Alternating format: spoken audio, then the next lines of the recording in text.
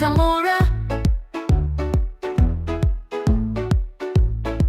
ಒಂದು ಸುಂದರವಾದ ಹಸಿರು ಮೈದಾನದಲ್ಲಿ ಚಿಕ್ಕ ಚಿಕ್ಕ ಇರುವೆಗಳು ವಾಸಿಸುತ್ತಿದ್ದವು.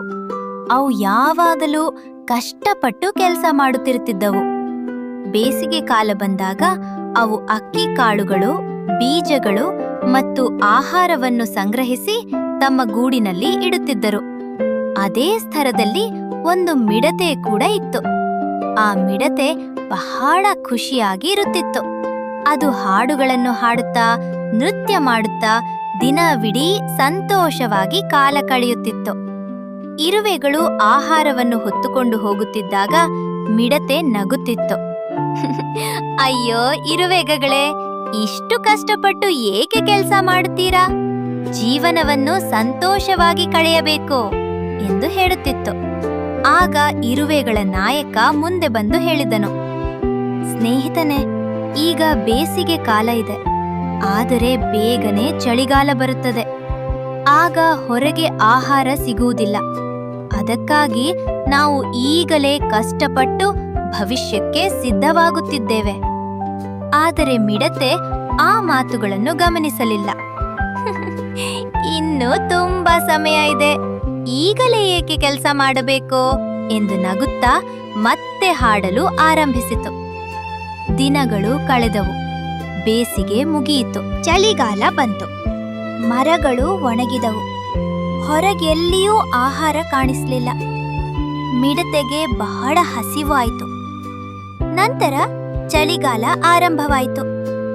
ಎಲ್ಲೆಡೆ ಹಿಮ ಬೀಳಿತು. ಮಿಡತೆ ಚಳಿಯಿಂದ ನಡುಗಿತು. ಅಯ್ಯೋ, ನಾನು ದೊಡ್ಡ ತಪ್ಪು ಮಾಡಿದೆ.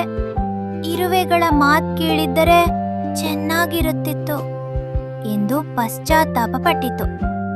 ಕೊನೆಗೆ ಮಿಡತೆ ಇರುವೆಗಳ ಗೂಡಿನ ಬಳಿ ಹೋಗಿ ಬಾಗಿಲು ತಟ್ಟಿತು. ಇರುವೆಗಳು ಬಾಗಿಲು ತೆರೆದು ನೋಡಿದವು.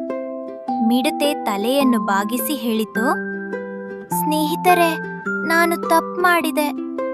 ಕೆಲಸ ಮಾಡದೆ ಸಮಯವನ್ನು ವ್ಯರ್ಥ ಮಾಡಿದೆ.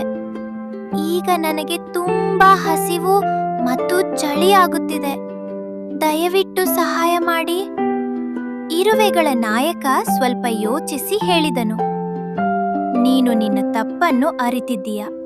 ಅದು ಒಳ್ಳೆಯ ವಿಷಯ. ನಂತರ ನಗುತ್ತಾ ಹೇಳಿದನು, ಬಾ, ಒಳಗೆ ಬಾ. ಇರುವೆಗಳು ಮಿಡತೆಗೆ ಆಹಾರ ಕೊಟ್ಟವು ಮತ್ತು ಬಿಸಿಯಾಗಿರುವ ಜಾಗದಲ್ಲಿ ಕುಳ್ಳಿರಿಸಿದವು.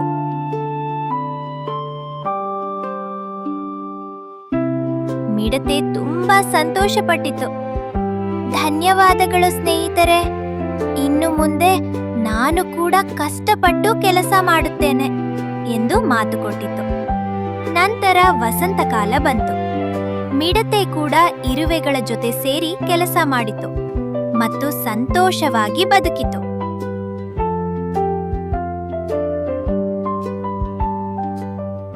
ನೀತಿ: ಇಂದು ಕಷ್ಟಪಟ್ಟರೆ ನಾಳೆ ಸುಖವಾಗಿ ಬದುಕಬಹುದು.